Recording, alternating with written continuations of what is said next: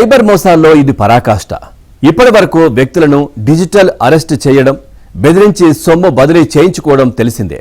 అలాగే ఇతర రూపాల్లోనూ మోసాలకు పాల్పడి నగదును దోస్తున్నటువంటి సైబర్ నేరగాళ్లు ఇప్పుడు కంపెనీలను కూడా లక్ష్యంగా చేసుకుని పేటరేగిపోతున్నారు.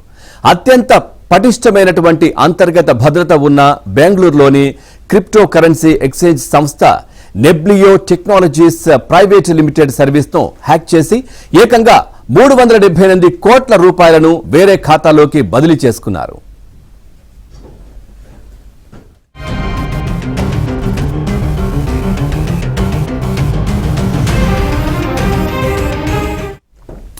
నెబ్లియో టెక్నాలజీస్ దేశంలోనే అతిపెద్ద క్రిప్టో కరెన్సీ ఎక్స్చేంజ్ సంస్థ.